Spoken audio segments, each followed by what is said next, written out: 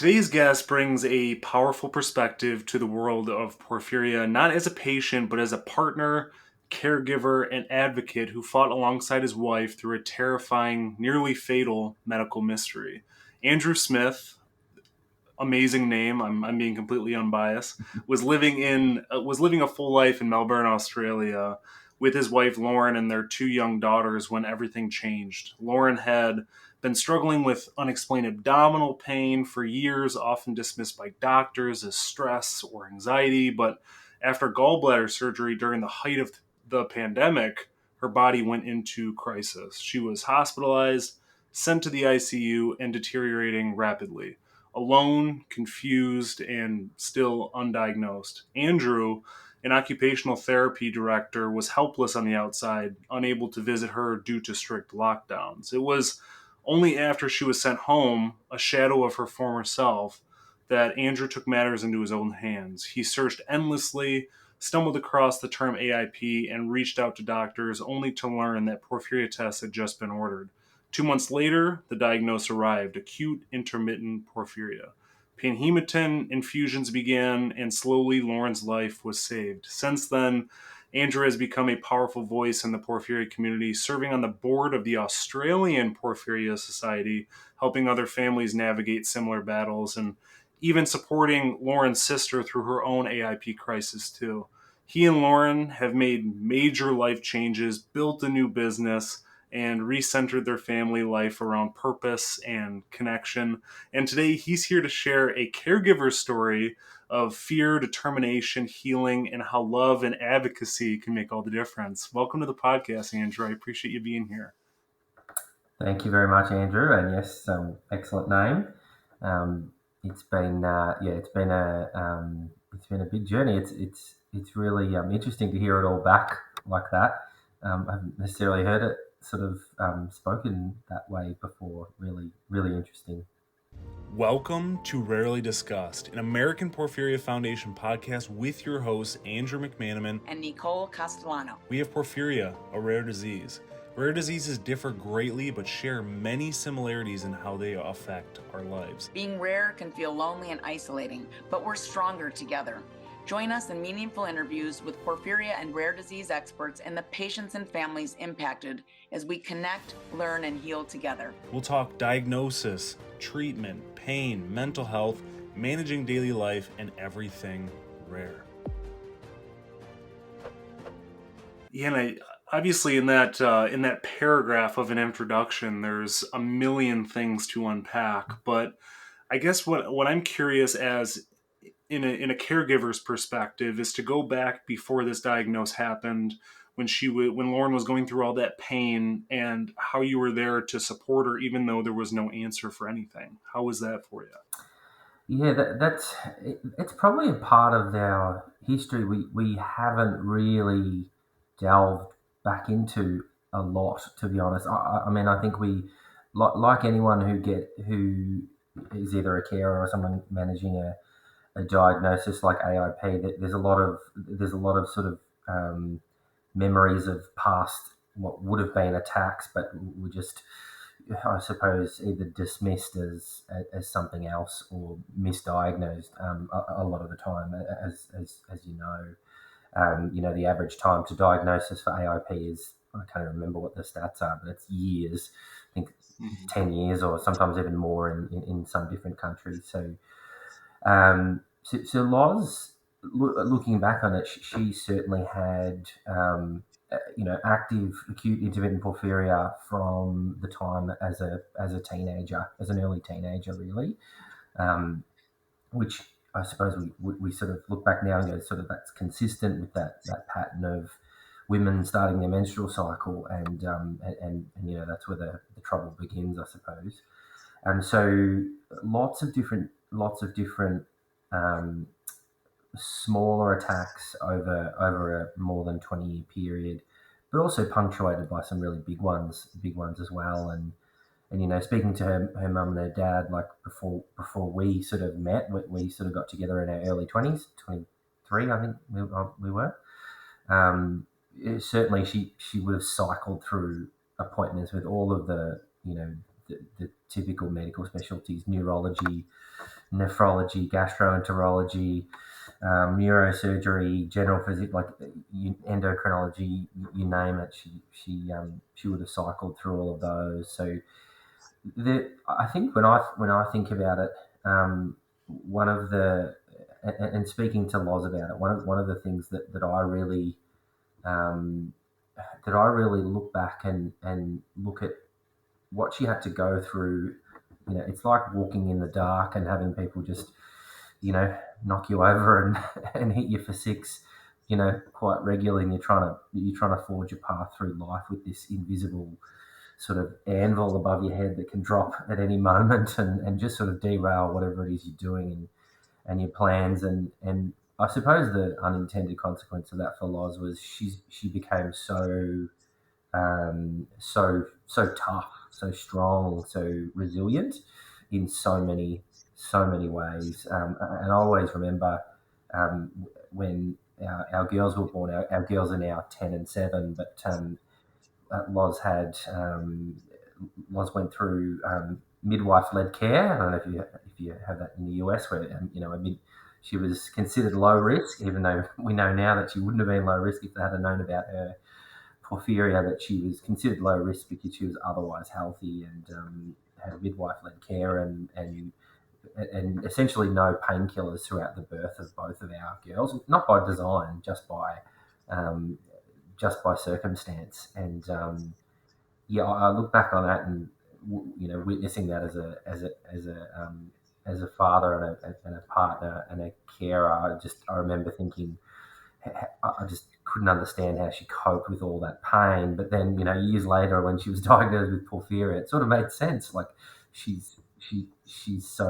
been so used to dealing with such enormous amounts of acute and chronic pain, both acute and chronic pain, throughout most of her life that childbirth, she got through childbirth without any basically without any painkillers, and particularly our first daughter, Maisie, her birth went for the better part of 36 hours. So it wasn't like a quick birth at all. So yeah, that's the other thing that I sort of reflect about is just how that hidden disease throughout the course of her life and her formative years has just made her so strong and resilient as a person. And it's interesting, of course, to get your perspective on this because someone, myself, having AIP2 and just having a conversation with a caregiver, in a sense, is how do you, because I think everybody's thinking this too, is as a caregiver, as someone watching this or listening who wants to be there for somebody who has porphyria, what have you done to help out when Lauren just doesn't really have the words to ask you or tell you what she needs? Yeah, that's been, I suppose that's been an evolution and a journey. Before she was diagnosed, that was really difficult, really really difficult, and particularly for me. I think you mentioned in my background, I'm an occupational therapist. I'm a health professional, and I sort of I've for most of my career I've worked in the oncology space and also hematology, malignant hematology, so blood cancers and all sorts of different types of cancers, and really specializing in helping supporting people and families with those diseases, with those life limiting diseases, but also with curable cancers as well. And so that's sort of my trade, my skill in trade as well, is assessing and helping people navigate complex health systems, providing emotional support, but also providing therapy for people as well. So that was really difficult before we got the diagnosis because I've got a hell of a lot of faith in the medical system, and over the course of the first 15 years while we were together before we had the diagnosis, she'd have these attacks. And I remember at least a few occasions waking up in the middle of the night being so agitated, in so much pain, in so much distress, and sort of convincing her to go to an emergency department, but because she'd had all of that experience of getting fobbed off by the doctors and dismissed by medical people. Getting to the front door and then having to turn around again in the middle of the night, and just feeling really helpless that I couldn't help. I couldn't help with her pain, with her distress. Just that really human level is such a difficult thing to witness. So the sort of the before she was diagnosed, and then the after, and the after has been much different. You mentioned Lauren was diagnosed during the pandemic, and we live in Melbourne in Australia, and you might know Melbourne was one of the most locked down place on planet Earth during those 2 years of the pandemic. I can't remember how many months it was collectively, but it was a long time, and Loz Loz was in hospital for quite a number of weeks before she was diagnosed with her maiden attack, where she had every symptom under the sun, including massive seizures. She nearly bit her whole tongue off. She had rhabdomyolysis. She had liver failure. She had kidney failure. She had anything and everything. And the day she got out was the last day of the lockdown. So I, no one was allowed to visit her in hospital. It was literally, she literally went from having her gallbladder out, in a, I suppose, a coordinated way. Looking back on it, that was actually obviously an attack, the reason why she had her gallbladder out.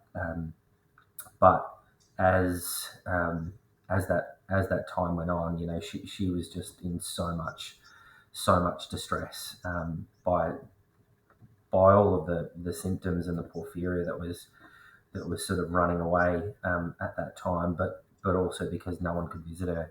We couldn't visit her at all. So that was pretty traumatic. So I think that those feelings of feeling a bit helpless when you're in that sort of cloud of not knowing what's going on, what the disease is really, really difficult.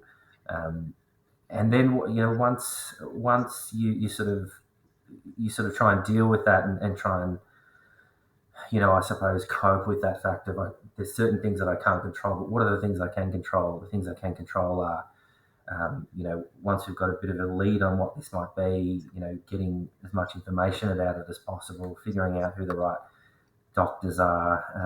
I remember I reached out to both the Australian Porphyria Association at the time, and also Sue and Liz, who you might know from the British Porphyria Association, and they were amazing. They jumped on a Zoom call with me. I always remember this. I was sitting at this desk right here, which was sort of one of those moments where it was you just needed someone who understood what you were talking about, and that there was so much power, so much power in that moment of just connection with two people that had had that experience that Loz had and had it from a young age as well. So I suppose to summarize, it's those initial stages where you really do feel quite helpless and quite useless in a way. But I think as you get more information and as you start to sort of figure out what are some of the things I've got a bit of control over, I'll do it. I'll do what I can with the things that I don't have control over. I'll make my peace with them, but I'll just try and put my energy into supporting her, and then supporting the rest of the family as best as possible. We had at the time our girls were pretty young, so that was really, really challenging, trying to juggle all of those bits and pieces as well. And then sort of, I suppose, of more recent times where Loz still has very active AIP and is in hospital semi-regularly, and she's just coming out of an acute attack now for the last sort of 3 or 4 days. But we've like anything, we've learned to, I suppose, manage those peaks and those troughs, and we're in a pretty good sort of a good, I wouldn't call it a routine because it's not really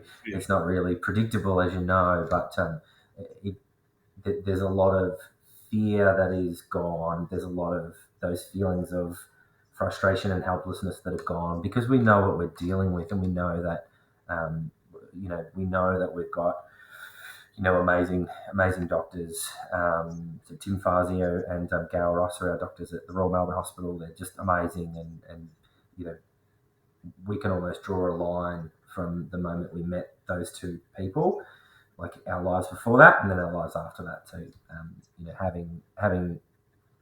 Having expertise is another one of those things that just makes the experience, particularly as a carer, support person, just exponentially more easier. Yeah, and I know there's obviously after the diagnosis, there's things that you can of course control, and like you said, there's things that are still out of your control. I mean, do you think that there's still aspects to you as a caregiver that still feels that helplessness, even though things have been more streamlined? I mean, what are your thoughts on that post diagnosis now? Yeah, no, no, absolutely. I suppose one of the things when Loz was first diagnosed, I was in a job in a sort of a, a, a corporate health role that was a cancer non for profit, and I was sort of in a senior leadership role, managing 50, 60, 70 people across the country and flying, traveling a lot. And it was a wonderful job. Absolutely loved the organisation, loved the people, but it was a pretty stressful job as well. And it didn't allow for, you know, all right, Loz is having an attack tomorrow. I've got to drop everything and make sure that she gets the right treatment, she gets to hospital, that the girls are okay, that they're you know um, that they're not freaking out, and they're sort of emotionally going, getting their needs met as well. So we sort of made that conscious choice. Like I can't do that. I can't do that anymore. So I have to. So which is why I ended up starting, my own business, and that's been a real. I suppose it was a real risk at the time because I was giving up a very steady income in a time where in a time where Loz had stopped working, and we didn't have the money tree out the back of the house, unfortunately. But so that was a real difficult period of time, sort of building that business while Loz was still in those early phases of her. I never call it recovery. It's almost like a rebirth to me. It's not recovery is not the right word because it's like her old life is gone, and now this is sort of like a new life almost. So that's sort of taken a couple of years, but now I have I have a world in my professional role where if and when Loz does get really sick really quickly, like what's happened in the last couple of days, I can push things back and down the road and stay home and be totally okay with that. Me be okay with that, not get sort of worried and stressed about dropping things at work, but also more importantly, be the best partner and father and family member to get us through that really difficult, whatever the latest speed bump is. Yeah, and I'm interested too, just because I mean I'm kind of taking a different approach here with just the girls because obviously they were young when kind of all Mm. this was going on, Yep. and so how do you, because obviously in a sense they're even at that age are a support system for you guys, Yep. just in an emotional sense more so I guess I would Yeah. say, Yep. but how do you talk to the girls and just make them understand kind of this situation, because obviously at that age you're like, what's wrong with mom, I don't get it. Yep. I mean, kids just don't understand it, but how do you Yep. how do you have that conversation? I'm just interested to hear how that went. Yeah. I think I count myself pretty lucky in that.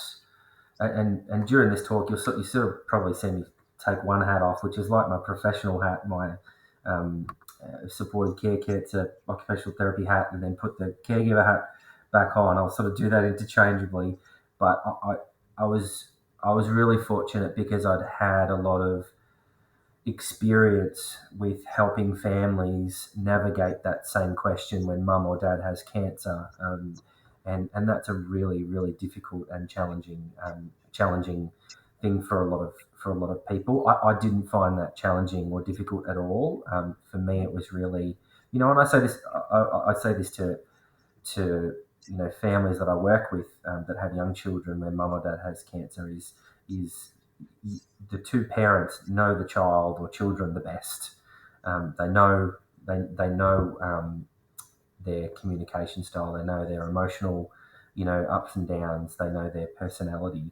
Mum and dad are always the best people to make the decision on how to navigate that path. So there's no right, there's no right or wrong, and for us, and for me, it was always about being as honest as possible without overwhelming them. So Julia, at the time, my youngest, she was still in kindergarten, and telling her a whole bunch of detail wasn't really gonna hit the mark. But Maisie, my eldest, she was a bit older and she's very mature for her age, so she was a bit more open and upfront with her because that's what I thought and was thought she needed at the time was a little bit of that honesty, and that was a I think that was a real, it's obviously not one conversation. Like it's a bit of a journey for them to to the point now where years later they know when mum's having a bit of a they know when mum's having a bit of a bit of an attack, and has got pain or got symptoms, and they know that they just need to go and give mum a hug, and that's their job, is just to go and give mum a hug, and that's really it. So that's been a real journey. But for all the, I suppose, for carers listening to this that don't have that the benefit that I had of having professional experience in this space, reaching out to your association, like you guys, like in the UK, the British Porphyria Association, in Australia for us, the Australian Porphyria Society, reach out to people, reach out to the associations, or reach out to health professionals at your treating centre, whether it's a counsellor, psychologist, social worker, whatever it is. Like, there's always people out there that are willing to help in those scenarios. And that's such a valid point too, and I feel like it's an understated one too, because I feel like there's so many people out there that maybe don't approach that conversation in a very good way, and even just like you said, reaching out to the associations. I mean, obviously it's not a board of just psychologists that can Yeah, just do that, but yeah, it is a group of people that have been through those situations that can say, exactly. this is how I approached it, and Mm. vice versa. So that's a very valid point. Something that I was thinking about when you were talking is just your relation to your occupation too. And I'm curious to ask this because obviously you're in the medical field. Is there, since this happened to Lauren, has your perspective changed about the medical field? Has it helped or hurt you in ways throughout this journey? Yeah, good question. I hadn't even really thought about that until you just asked it just then. So probably not in a great deal. What certainly does stick with both of us is the period of time where Loz got really unwell and hospitalized, and she nearly died. It was very touch and go. Like, all of her systems were crashing, and the medications that they were giving her were making her more sick. That wasn't their fault. They didn't know what they were doing the best they could in the hospital that she was in. But I think we probably have a lot more sort of anger and resentment around COVID and the lockdowns, just because that was the biggest frustration for me, is that in that moment of time where she needed me the most and she needed her family the most, we weren't allowed to be there for her, and that I think that's sort of like trauma stacked on trauma, stacked on Mm-hmm. that awful experience of nearly dying for her. So that took a long time, and I think that's probably an ongoing process for us around sort of coming to terms with that. So the it's it's probably made me more appreciative of modern medicine because of all the incredible genomics people out there, and genetic counselors and all that. It's probably, now just thinking about it, it's probably made me um, more appreciative of like modern medicine, and the wonders of of the scientific method in a disease that's so complicated, and so difficult to understand for a lot of people as well. So shout out to all those wonderful medical specialists and nurses, and biochemists, and the list goes on. It's an enormous team that people that we're lucky. I suppose we're lucky enough in the Western world to get access to such expertise and care. Yeah, and I think we're loud when things are bad, but we're not loud enough when things are good either, in a good way. Mm. Yeah, So I think that's a pretty fair thing to say. I guess the reason I asked that is because obviously you're in the medical field to help people, mm. and I was just curious if your mentality was, I'm a fixer, I'm in the healthcare industry, I want to fix, and Oh maybe yeah, you approached this and you were like, oh no, I can't fix. And I yeah, just wondered if there was kind of a gap that you had to bridge at some point because you're like, I can't fix this, and this is what I'm supposed yeah. to do.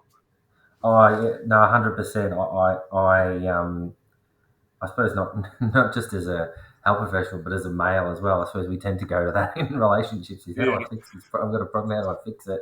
That Mhm. was a big. That was an enormous thing for me to really start to wrestle with, because the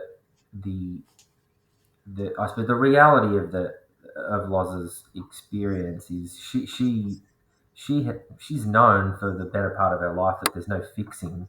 It's how do you live your best life essentially with this with this disease, and all of the consequences of it.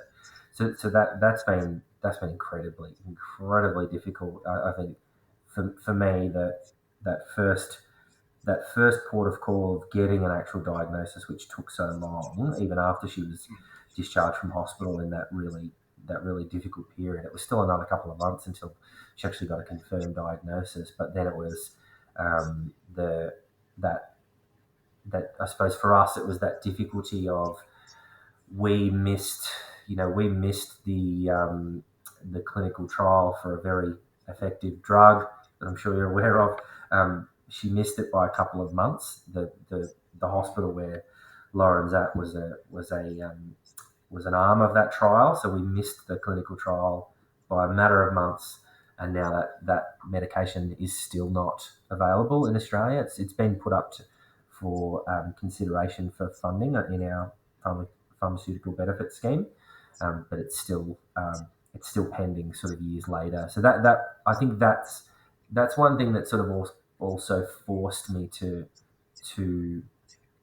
I suppose to evolve from that. I've got to try and fix this too. No, we just need to acknowledge what it is. We need to um, sit with the discomfort, with the pain, with the disruption.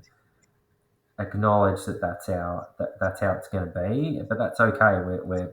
We're smart, intelligent people, and we can manage. We can or do better than manage. We can actually do create a different life from the ones that we have had before all this happened. And I think often I do say this to people, is that um, despite how awful a lot of the experience has been, I think both Moz and I would say that we are glad that we've gone through it, and then we're glad that we've forged a life on the other side of it that is is a different life. Don't get me wrong; it's a very different life, but it's a great life, and we're very appreciative and very grateful on so many levels.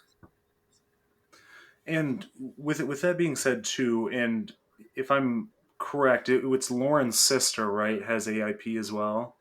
Yeah, she does. So Yeah, how I is forgot that? to. How's that support like for? Because I mean, obviously you got this wealth of knowledge dealing with and helping with Lauren, but how is it translated into being able to help her sister now?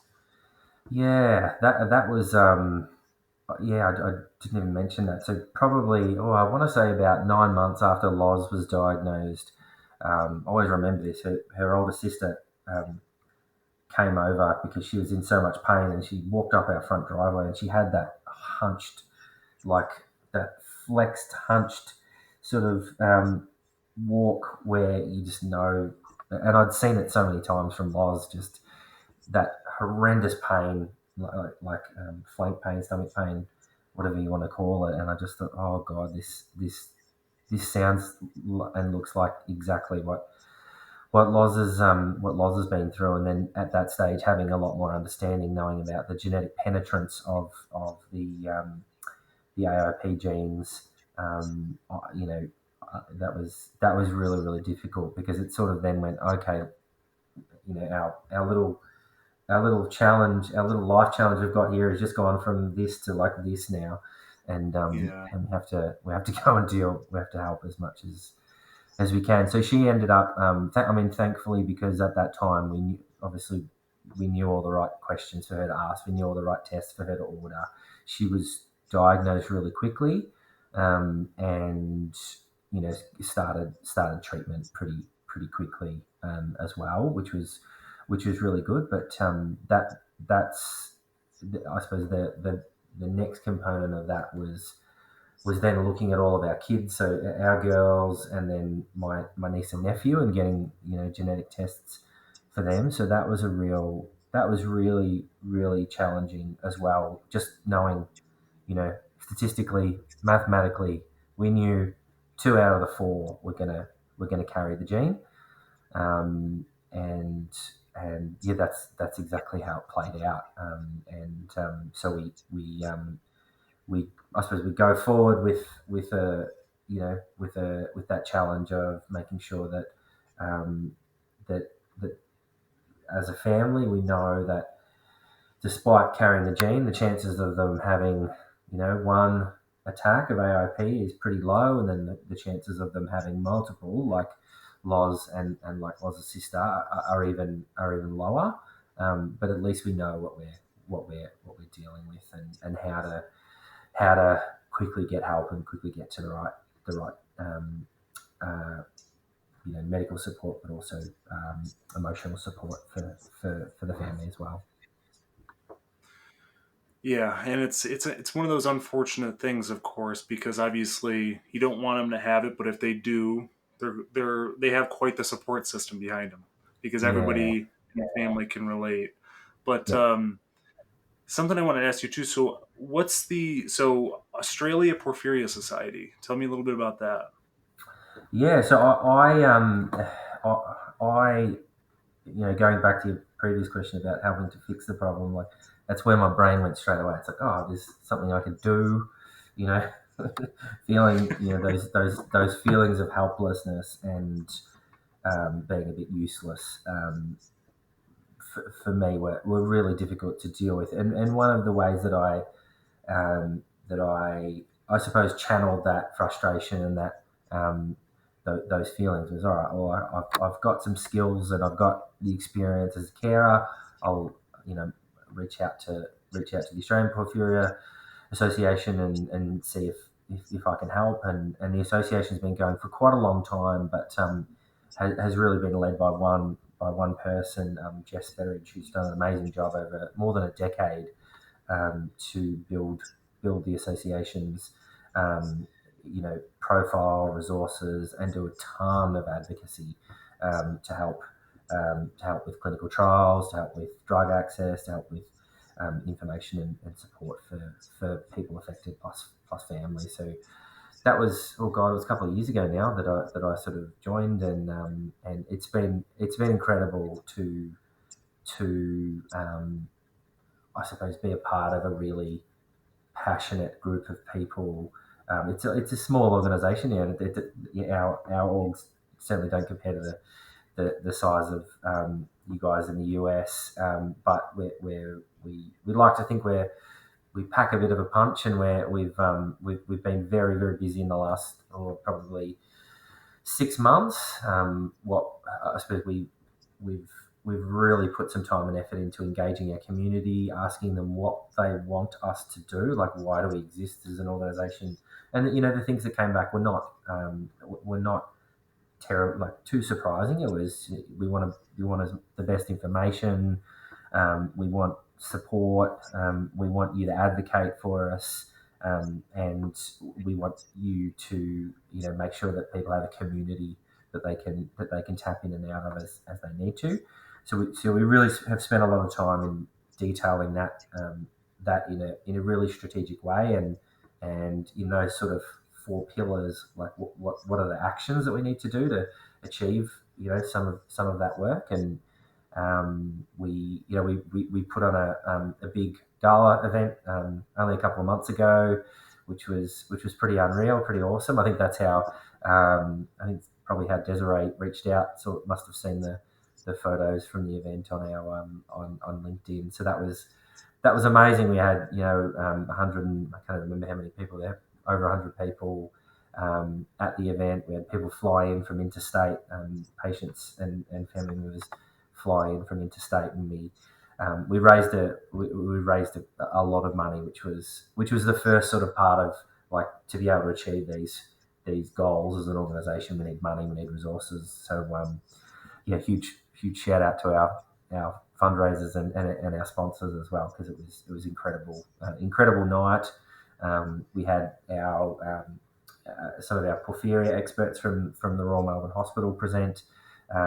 We had that really important lived experience from Jess, our president, as well, and a lot of our friends, Lauren and I, a lot of our friends and family were there, and it was such a special event, because a lot of our friends and family, they knew and understood how sick and unwell Loz was, but for the average layperson, trying to explain a genetic metabolic disorder that has that happens over a lifetime and has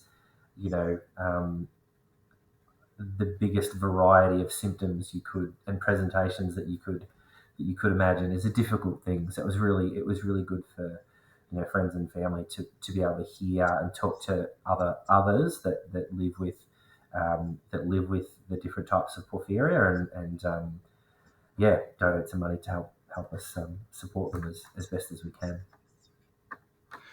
Yeah, and it's incredible to go to events like that where you get to meet some of those like-minded people. Like, I went to Pamplona, Spain, and went to a conference and met all these different people in the porphyria communities. And I mean, yeah, of course it is small compared to some of these big foundations out there, but I mean, to be able to be face to face and Mm, raise money, I mean, it's not, I mean, a little money goes a long way to help mm, these yeah. organizations. And it's just incredible to have that face to face, because I mean, we're so focused on this computer stuff these days, and Mm, we just don't realize how important it is, especially after COVID, to yeah. actually be in person and interact. Yeah. But I wanted to ask you, just in a caregiver sense, I mean, if you have somebody listening or watching, and it's hard to say that you've perfected caregiving, because I know it's one of those things where it's a constant journey. There's new Yeah. things that you face, and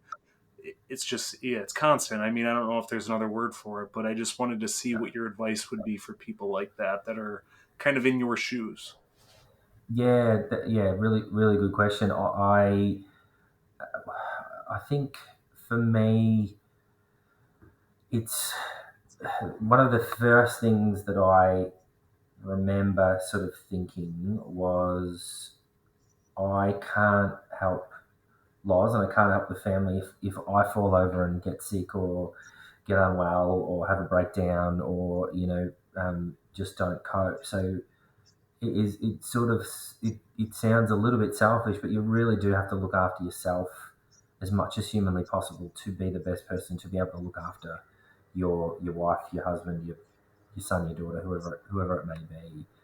So that's sort of one thing that I would say to people is, and I made that mistake. I made that mistake big time. Was I just threw all my energy into helping Miles and neglected myself.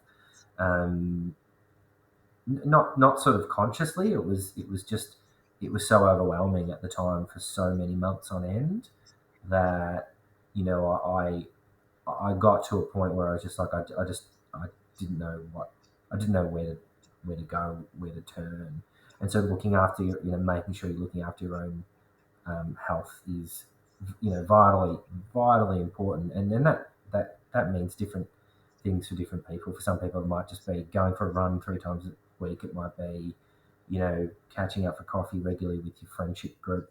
It might be going to the pub and having a couple of beers with your mates and just whatever it may be. It might be speaking to a counsellor, a psychologist. So whatever it is that helps you sort of above the shoulders and then below the shoulders, sort of psychologically, emotionally above the shoulders and then physically below the shoulders, making sure you're putting you're replenishing those buckets because those buckets are emptying quicker than normal life when you find yourself in this situation. So that's what I'd probably really say to others. Probably now I think about the second thing that has been so powerful for me, and I was also I mustn't have met you, but I was also in Pamplona in Spain last year for the Porphyria conference. Was meeting some other carers and talking to them about their experience.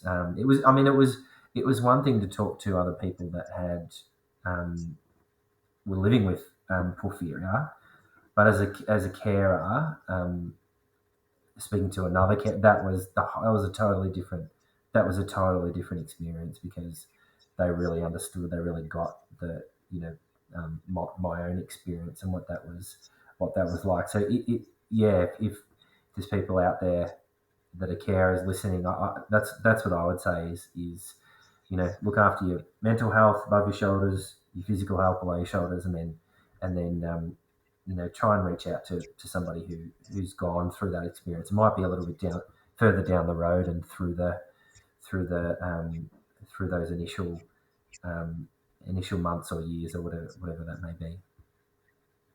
And it's such good advice. And although it may seem obvious, I feel like it's not that obvious because you put yourself in those situations where you want to be supportive, and the way to be supportive is to be next to you 24/7. I mean, Mm. when you were talking about that, I immediately was thinking about somebody that's at your bedside constantly while you're in the Mm. hospital, doesn't get a good meal in, doesn't sleep good, doesn't Yeah, shower, yeah, and it just gets to a point where it's like, hey, you can leave. You go to the gym, you eat a good meal, you take a shower, you go to bed.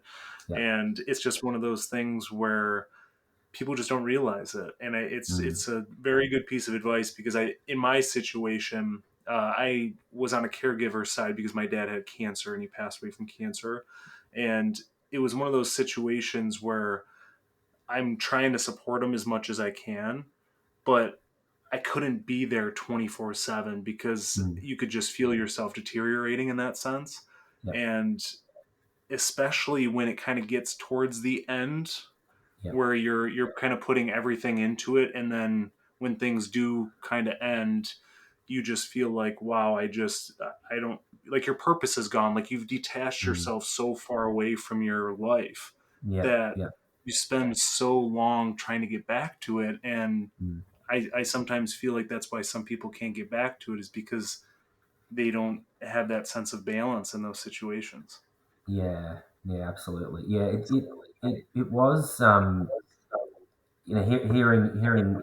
that experience that you just described. I sort of did, again, this wasn't a perfect, straightforward thing for me. I made all the mistakes everyone does. I did that, constantly sort of being on high alert, and our brains are very much, the prehistoric part of our brains at the back of our head are very much wired for threat detection, and your partner or your father or your mother or whoever it is, a family member, having a significant health event, a really, really scary significant health event, whether it's cancer, whether it's something like this, it puts you into that fight, flight, freeze mode. And people do respond in different ways. Some people, might get, really angry. They might get really sort of frustrated and be really over the top and be hard to sort of feel like it's hard to contain that. Some people might, you know, go into their shell and sort of run away, fight, flight, freeze. Other people might just freeze with not being able to make a decision. So for me, I was, drawing on that knowledge and understanding that's how our bodies naturally are designed to react.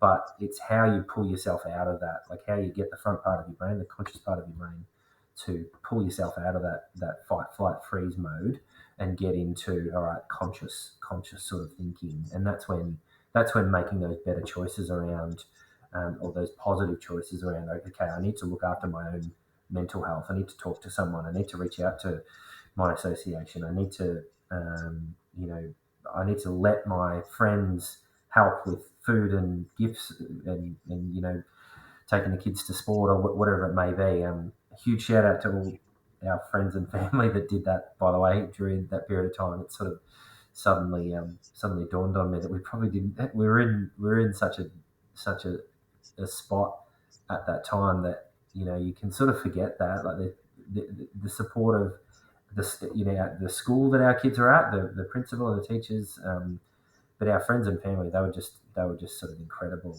and really helped us get through that period of time. But yeah, the I suppose that it's from that carer's perspective. It's that old adage of when the plane starts to go mental with turbulence, they drum it into you. You've got to put your own face mask on before you put your child on, or the person next to you on, because you're no good to them if you do fall over. Yeah, and that's perfectly said. And I wanted to ask too, just because we're talking about this and just finding that balance and thing, is personally, what have you done to kind of stay as balanced as you can in that situation? In those situations of obviously that fight or flight, and you Yeah, kind of finding that middle. yeah. Yeah. I mean, it's a. I think it's an ongoing thing. It's you know when someone's diagnosed with something like porphyria or any like really significant illness like this, life doesn't stop. Like, so life's normal pressures keep happening. Bills keep coming in. Your boss is a bit short with you. Your next door neighbour's being in pain. Whatever it is, like, life doesn't stop. So you do have to try and keep yourself as well, healthy, and balanced as humanly possible. But also know that you're never going to be perfect. You're always going to hit the skids every now and again, and that's certainly true for me. I think I've probably one of the things that's been the most difficult for me in that sense has been, you know we, after we sort of came out of that conscious after we came out of that really difficult first year, I would say maybe 18 months, and then we sort of made that decision for me to change job, like change work, and go into try and build a business where eventually I can just step away and the business keeps running and earning an income, and I can, you know, be a partner, be a father, be a whatever it is, without having to worry about that financial stress of life. That's been the biggest challenge for me, because that, as anyone knows, starting a business and maintaining a business, that those early years are really difficult, and we're certainly in that period right now where there's lots of stress not related to porphyria and illness, and managing that at the moment. So it's the same methodology as you've got to go, all right, well, how do I consciously take some steps, some things that are in my control, and it might, whatever that might be for, it's different for everyone, whether it's, going to the gym, going for a walk, meditating, whatever it is, whatever your jam is, it's just trying to consciously schedule that in, and make sure you're filling that bucket up, while life inevitably is trying to empty your bucket. Yeah, and I think a takeaway from that too, because I'm self-employed too, so I know the ebbs and Yeah, flows, yeah, but I think it is understanding that there is ebbs and flows. I mean, your yeah, bucket is not always full. I mean, yours could be at 20, Lauren's could be at 80. I mean, and vice versa. And I think yeah, it can be the same with the kids and all your mm, support systems. But yeah, I think it is obviously just realizing that every day is not going to be perfect. Tomorrow can be better, yeah, and maybe tomorrow's not better, but the day after could be. But yeah. wanted to ask you too, as we kind of get closer to wrapping up, is there anything that maybe I didn't ask you that maybe you'd want to bring up to just everybody in the porphyria community that's listening or watching right now? Um, yeah, good question. I think probably one of the things, I mentioned that we had our gala event. Speaking to, for me, it was the first opportunity to speak to people in the porphyria community, call it that, that weren't involved in the association or advocates, sort of, so didn't have that second hat on. They were just living their life and going through managing porphyria, and I think one of the things that sort of struck me was it just how isolating it can be for people. And this obviously this relates to carers and caregivers as well. But I think one of the things that I walked away with after talking to quite a few people was, if you're a friend, a best friend, a work colleague, a boss, that somebody that is managing this disease, like, don't be afraid to ask them about it, and always be led by them. Don't be intrusive if you get the signals that they don't want to talk about it. But I get the sense that a lot of people do want to talk about it, and sort of try and educate others about what it is and what it looks like. So that's probably one thing that really struck me was encouraging people to ask. Instead of just the old "How you going?" Like, "How you going" is an easy platitude to say. "Oh yeah, I'm okay." Like, if you're not in hospital, Mhm. screaming in agony, you're going okay. Um, so yeah, encouraging people to ask more specifically about how you're going managing this disease, and what does it mean for your life, was really something that stuck out for me. Yeah, and I think that's such a good point too, because I feel like sometimes when other people have stuff that's going on, it's easy just to kind of treat the "Hey, how are you?" as a checklist item and be like, "Okay, I did Yeah, that," and now yeah, you can kind of just move on because you're like, "Oh, I did my yeah, part in my support system." But to your yeah, point, asking "How are you?" intentionally with a little bit more depth to that yeah, question would yeah, be a little bit more helpful and branch out, because yeah, I mean, being in Pamplona too, and having conversations with people that just had a lot to say, yeah. and you can kind of just get that sense where it's like I just felt like they just had so much pent up things they wanted to Yes, say and talk yeah, about, yeah, and they just never really had the opportunity to, because nobody ask the questions like that. yeah, So I yeah, think, yeah, to your point, I think it's very important. I mean, even as people with porphyria, any disease, or as a mm, caregiver, as yeah, a maybe a distant supporter that's trying to be in the closer knit support group, is just to be a little bit more intentional with what you're saying. So that's a very good point. yeah. You just made me think. I probably didn't talk about, in our business, and certainly in my career for 20 plus years. I've worked, with, people and families affected by cancer. In the last sort of decade or more, I've really focused on cancer, what's called cancer survivorship. Terrible word, but so, survival rates for cancer, in most Western countries have just been going up and up and up and up for the last 40 years. Australia has one of the best cancer survival rates in the world, at about 70% 5-year survival rate. And one of the things that really struck me, going through, um, going through this whole experience with Loz and with porphyria was just how similar the experience that I see and have witnessed so many times working with cancer survivors is for and particularly AIP, the acute porphyrias, where there's a that acute event, a down, and then some stability, and then another acute event. Very, very similar from a psychological perspective, from a coping perspective, from how people interact with their work, how they interact with the community.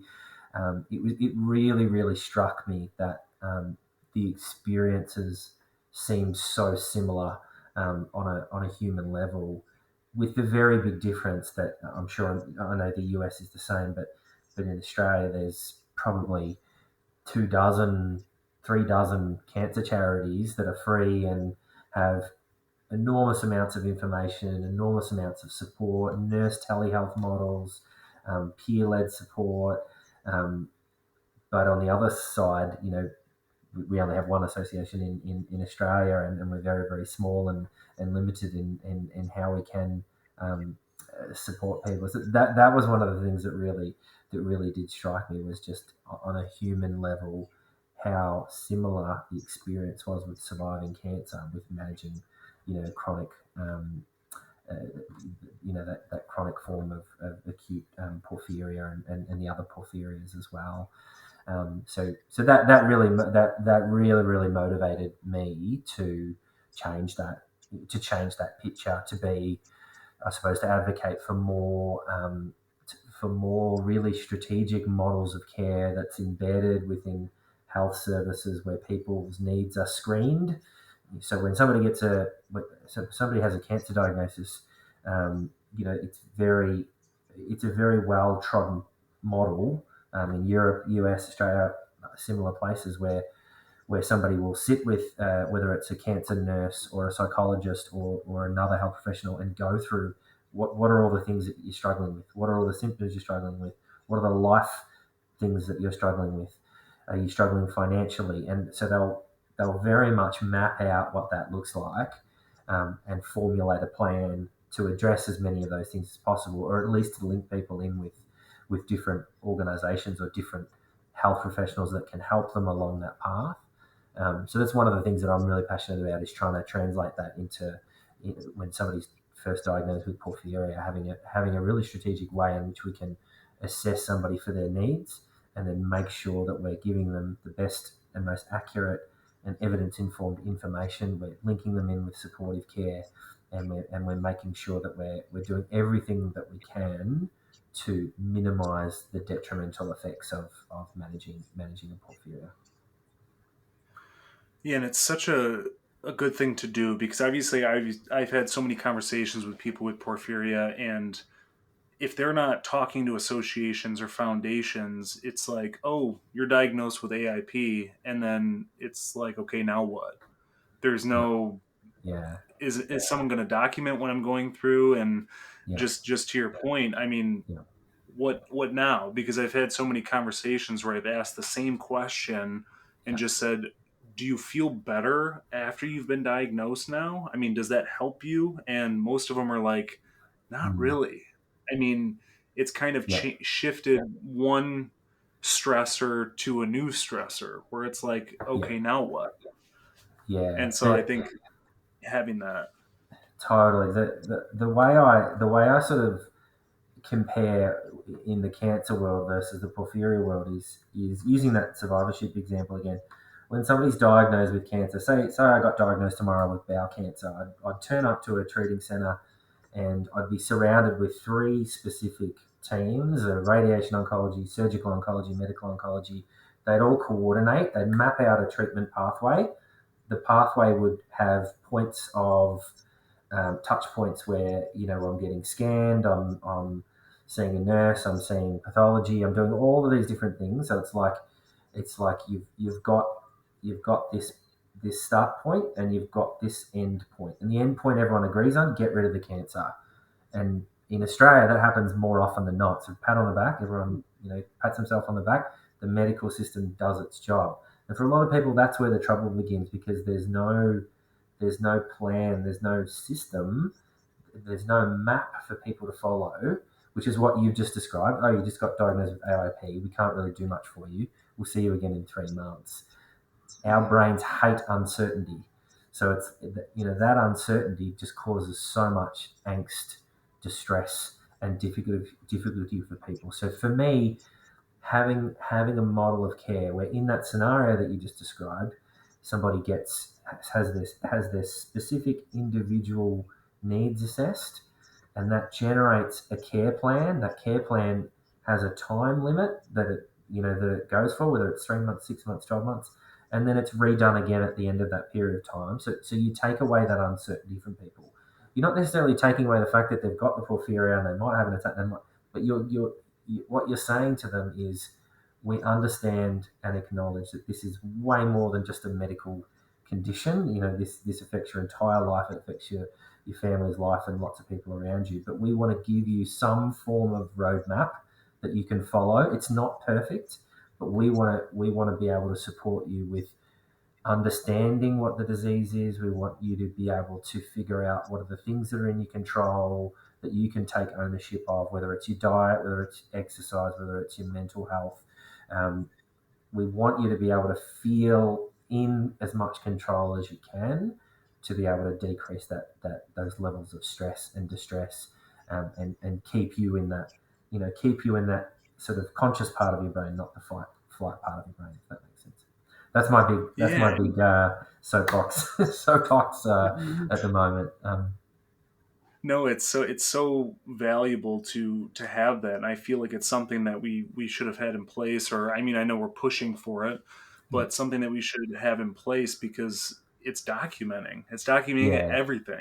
yeah, And here you have, I was on a podcast with Dr. Lorenzo, and we're talking about carb intake, and people will Google search AIP and be like, yeah, oh, I need to have a ton of carbs because I have AIP.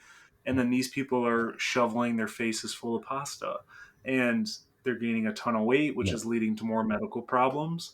yeah, And it's just one of those things where, if there was a plan in place, yeah. and maybe there was a nutritionist involved, Correct. that Yeah, yeah, there would be a good plan to alleviate all that stuff, and nobody would be guessing. So yeah. it's Absolutely. Yeah, part of the just I know we've got to finish up, but part of the reason why we wanted to raise a fair bit of money at our gala was, we're certainly in discussions with our local main treating centre to be able to co-fund some sort of role, and it'll probably be a nurse role, like a nurse-led role, to design and develop that model of care out. So to put that into practice in a really strategic and scientific way, where we're measuring its effectiveness with, in a rigorous sort of scientific research way, to be able to demonstrate its effectiveness. So I think that's really, really exciting. That's our next that's our next 12, 18 months at the association. So look forward to hopefully yeah. sharing a bit more at the upcoming conference next year. Yeah, and I mean, that's exciting stuff, and it's definitely, again, you would think would feel obvious, is something that is definitely Yeah, essential for the success and the journey of everybody with porphyria. But I wanted to, of course, thank you for taking this time. I know we're 14, 16 hours apart right now with you yeah. in Australia, so I appreciate you waking up right early to have this conversation with me. So I definitely appreciate your time today, Andrew. No worries. It's been fantastic. It's been great. Having this discussion. Yeah, really, really, really, really great, interesting discussion, and I hope people out there listening get something out of it. I'm almost certain they will. Thank you for taking the time out of your day to listen to our podcast. If you enjoyed this episode, please share it with friends, family, or anyone who could benefit. And please don't forget to subscribe and leave a review on your preferred platform. It helps us spread awareness, and we would be extremely grateful. You can also follow Rarely Discussed on Instagram, YouTube, as well as TikTok. If you're someone seeking diagnosis for porphyria, visit porphyriafoundation.org to receive a free doctor packet, forms for free DNA testing, and a list of doctors in your area. Stay tuned for more episodes of Rarely Discussed.